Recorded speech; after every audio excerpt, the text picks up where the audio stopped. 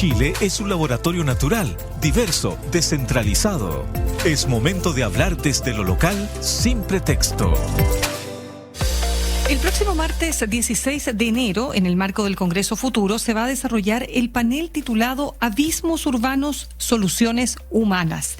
En esta instancia va a participar Mauricio Isaacs, quien abordará, entre otros temas, las formas electroquímicas de mitigar la concentración de CO2 y el rol que puede tener el amoníaco verde usado como combustible. Vamos a conversar entonces a esta hora con el profesor titular de la Facultad de Química y de Farmacia de la Pontificia Universidad Católica de Chile, actual director del Instituto MIGA, Instituto Milenio de Amoníaco Verde como vector energético y además doctor en química con especialidad en electroquímica y química inorgánica de la Universidad de Santiago. Mauricio Isaacs, ¿qué tal? Un gusto de estar con nosotros esta tarde. Hola, ¿qué tal? ¿Cómo estás? Buenas tardes. ¿Qué tal? Un gusto. Mauricio, tú eres considerado un pionero, ¿no?, en la investigación del amoníaco verde en la región. ¿En qué consiste el amoníaco verde? ¿Cuál es el potencial que tiene su producción? Mira, el amoníaco verde, básicamente, el amoníaco ha estado en nuestra vida como sociedad, digamos, de manera industrializada desde hace unos 100 años, más o menos, ya cuando, después de que científicos británicos dijeron que era imposible que la humanidad quedara sin recursos agrícolas, ¿no es cierto?, pusieron en una carrera a muchos científicos y un científico alemán, Fritz Haber, encontró la forma de fabricar amoníaco sintético, que es la forma de fijarlo en las plantas para que esto genere un fertilizante. Te entiendo. ¿Ya? Entonces eso generó muchos cambios en nuestra vida. Generó un cambio tan grande como que la mitad de átomos de nitrógeno que tenemos en nuestro cuerpo provienen del crecimiento de las plantas, de esos fertilizantes, por ejemplo, que hay 2.000 millones de personas en el mundo no podrían vivir sin esos fertilizantes, o sea, no tendrían acceso a comida. Nuestra economía no habría colapsado, la economía del nitrato, digamos, del salitre, si no hubieran inventado este proceso sintético de hacer amoníaco. Claro. ¿Ya? Entonces, claro, esto es como súper importante, un producto químico que es tan importante como el petróleo, como ahora es la energía solar y como es ahora el hidrógeno. Entonces, el amoníaco, su uso desde hace 100 años fue estudiarlo usarlo como un fertilizante y para otros productos químicos, cosmética, los limpiadores de la casa, por el olor que yo creo que todos podrían reconocer. Y hace un par de, 15, 20 años atrás, la comunidad científica empezó a decir, bueno, el hidrógeno es el próximo combustible, Exacto. se nos está acabando el petróleo, ¿qué podemos hacer? Entonces, en algún momento dijeron, ya, hagamos hidrógeno acá, allá, y exportémoslo, etcétera. Pero no es tan fácil exportar hidrógeno, porque es una molécula muy pequeña, ¿Ya? porque para poder moverla hay que comprimirla o congelarla, y eventualmente esa compresión o congelarla casi el estado del cero absoluto, digamos, que muy, muy, muy frío, digamos, es muy caro. Entonces es casi tan caro como producirlo, por lo tanto se pierde todo el profit del negocio. Entonces, los científicos dijeron, bueno, entonces tratemos de colocar ese hidrógeno en otro átomo, en otra molécula, y movamos esa molécula. Y ahí aparecieron los carriers de hidrógeno, y el amoníaco es una molécula que contiene un átomo de nitrógeno y 3 de hidrógeno. Por lo tanto, es un carrier de hidrógeno. Y ahí entonces aparece el renovado interés de la industria de la energía en entonces tomar este nitrógeno y denominarlo como el próximo candidato, carrier de hidrógeno, y desde mucho antes, desde la Segunda Guerra Mundial, ponte tú, los belgas, como ya no tenían petróleo, ¿no es cierto?, combustionaron amoníaco para mover buses, y resultó. Mira. Entonces parte de la corriente del amoníaco, o sea, de la gente que estudia el amoníaco actualmente, es la gente que hace combustión de amoníaco. ¿Ya? Se mezcla con diésel, con hidrógeno, con lo que sea, y se puede entonces esto quemar de cierta forma, con cierto control, etcétera, y tú puedes mover una turbina, y la turbina puede mover un barco, etcétera.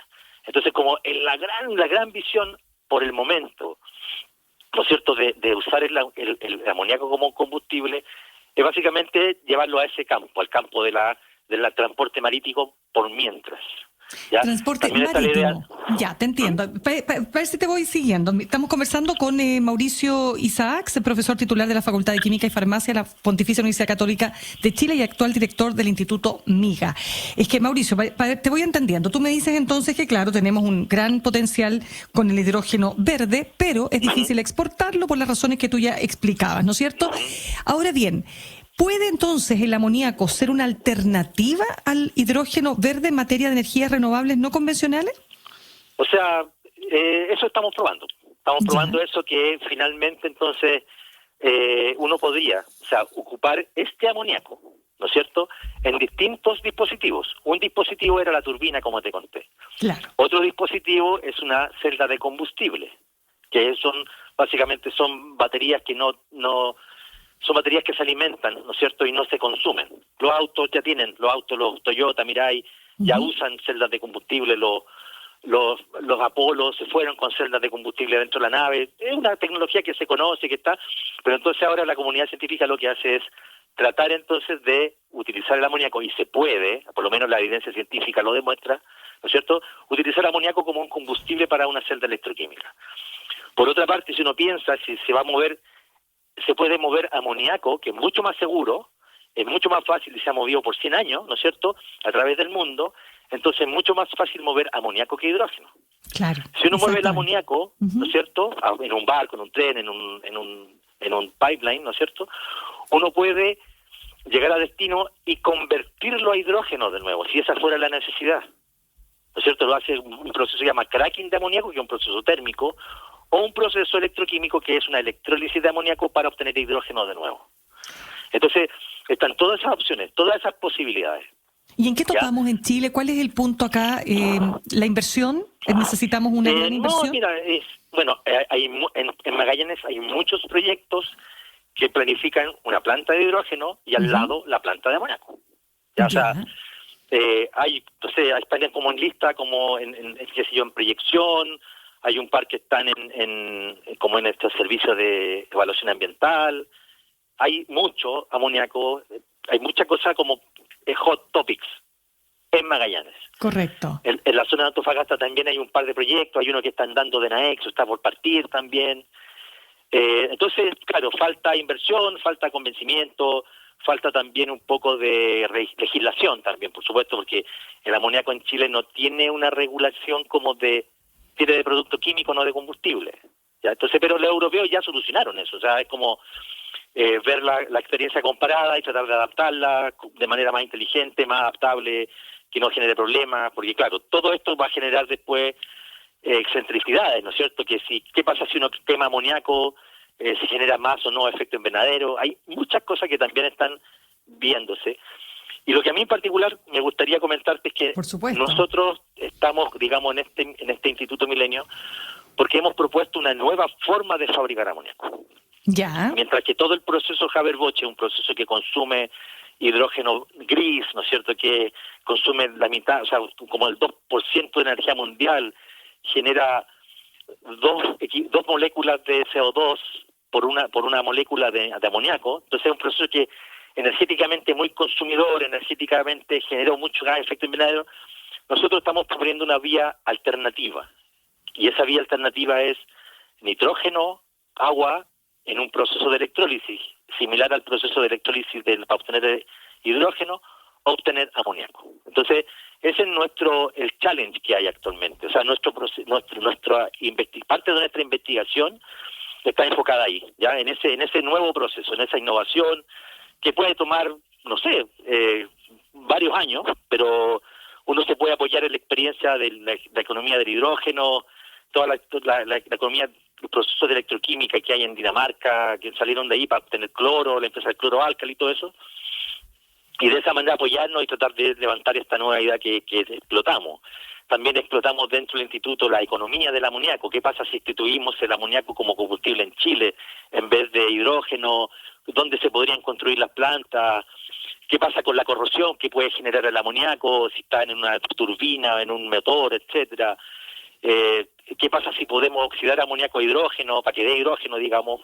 Entonces, todas esas son las áreas que nosotros exploramos en el Núcleo Milenio, tratando entonces de apoyar a la comunidad que está instalada en Chile a las desarrolladoras también que quieren colocar plantas de amoníaco en Chile, apoyarlos técnicamente desde la academia, también al Estado para la parte de la regulación, las normas, la parte ambiental.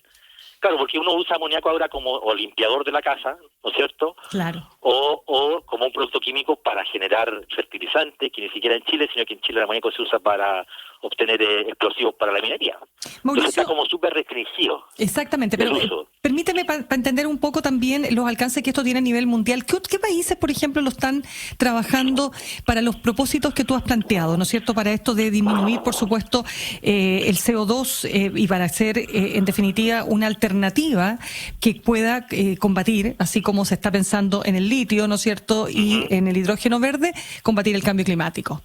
Claro, mira, los primeros que partieron con esta historia del amoníaco son los japoneses, los australianos, los británicos, los franceses, los holandeses. Ellos son como lo que nosotros mapeamos y de hecho colaboramos con muchas universidades de ahí, de la combustión del amoníaco, de a lo mejor la obtención de amoníaco de manera electroquímica, como lo hacemos nosotros, involucrando, quizás aristas con respecto a los fertilizantes, como lo hacen en Estados Unidos, ¿ya? Pero básicamente esos países yo te podría decir que fueron los que partieron hace 10 años con esto. O sea, Japón, Australia, Reino Unido, Francia, son los que hemos mapeado como que los más avanzados en este tipo de estudios. Y claro, o sea, a la larga esto es como que cambia nuestro paradigma, porque en algún momento de aquí a 5 o 20 años vamos a tener que dejar de usar petróleo. Así es. Entonces, el mensaje es, ¿qué combustible vamos a usar? Exactamente. Esa es la pregunta. Entonces, por eso aparece el hidrógeno como la primera y gran obvia oportunidad, ¿no es cierto? Pero ya viendo como el problema logístico, que a lo mejor es adaptarlo, usarlo de manera local. Y si no, transformarlo en algo más como un vector, entonces aparece el amoníaco como un combustible libre de carbón. Porque otros vectores, que podría ser el metanol, también uno lo puede obtener desde el hidrógeno y del dióxido de carbono, pero en el momento de combustionarlo va a seguir generando CO2. Entonces, ahí la pregunta es, ¿lo capturamos o no? Entonces, mira, estamos como en un cambio de paradigma con respecto a la energía. Entonces, hay preguntas, toda la gente está muy interesada, y yo agradezco a los medios, a ti, a la radio de la USACH, también por interesarse en estos temas que son contingentes para las personas. Pero totalmente, además que a nosotros nos interesan particularmente estos temas, estamos siempre tratando de conocer lo que se está haciendo en materia de investigación y desarrollo, que sabemos que el país tiene también que avanzar y aumentar, por supuesto, su actividad en ese ámbito. Mauricio Isaacs, me gustaría también preguntarte, porque tus investigaciones se centran en la química verde, el calentamiento global, el almacenamiento de energía. Háblanos un poco de esta forma. Algo mencionaste, pero me interesa que podamos profundizar un poquito ahí. Sí, mira, nosotros, la química verde es un concepto, no es una rama de la química todavía, pero que incluye ciertas prácticas, ¿ya? Y dentro de esas prácticas es utilizar 3, 4, como por ejemplo usar sistemas catalíticos en vez de sistemas macro con mucha energía, tratar de hacer sistemas que ocupen la luz del sol, tratar de no generar desechos. Lo principal, siempre de la química verde es, si usted hace una reacción química, no ocupe el desecho, no genere el desecho, o sea, ocúpelo, recíclelo, o la reacción que no sea con desechos químicos. Entonces, que básicamente fue la química nos proporcionó una gran vida, ¿no es cierto? Pero ahora eso como que nos está cobrando un poquito esa comodidad. Entonces ahora lo que hay que hacer es retomar la química, repensarla. Entonces la química verde es un poco eso. Entonces, básicamente el mensaje es, produzca sin generar desechos, ¿ya?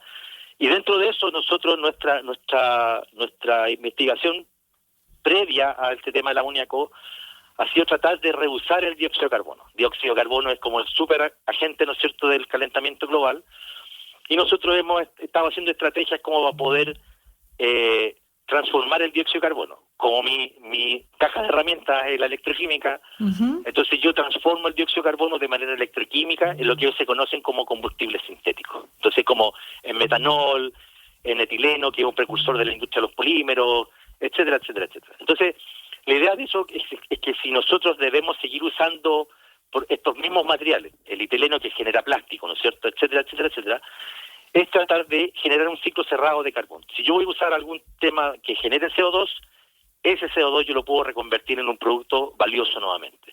Y la gran gracia de esto es que nosotros lo logramos con catalizadores o electrocatalizadores en nuestro caso, que contienen una gran cantidad de cobre.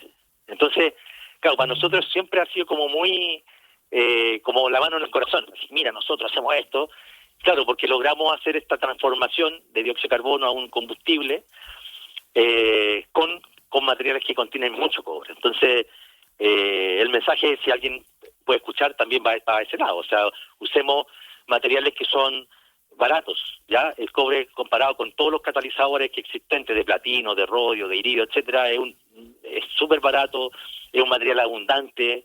Entonces, eso también tiene que ver con la química verde. La química verde también dice no use metales nobles, use materiales baratos que se puedan reusar, que se puedan encontrar fácilmente, que no tengan que ser esta actividad minera como, qué sé yo, masiva, ¿no es cierto?, las minas de platino que hay en Sudáfrica y que finalmente terminan generando mayores distorsiones sociales, ¿no es cierto?, pueden generar hasta guerras. Todo ese tipo de materiales nobles, ¿no es cierto?, y que son como estratégicamente muy inseguros. Es mejor usar para todos estos procesos químicos un material como el cobre, que es barato, accesible, podría usarse en la economía, o sea, generar mayor valor para la economía chilena, todo ese tipo de cosas. Entonces ese es como un poco el link entre la química verde, el tema de transformar el CO2 con materiales chilenos, digamos. Ese Claramente. Claro. Ya, pues, Mauricio Isaacs, profesor titular de la Facultad de Química y de Farmacia de la Pontificia Universidad Católica de Chile, actual director del Instituto MIGA, Instituto Milenio de Amoníaco Verde, como vector energético. Te damos las gracias y estás muy invitado para una próxima oportunidad porque tenemos que seguir profundizando, pues, y aquí hay mucho más tema que nos quedó. Cuando ustedes quieran y de feliz de volver a mi alma mater. De todas maneras, un abrazo grande. Un abrazo, muchas gracias.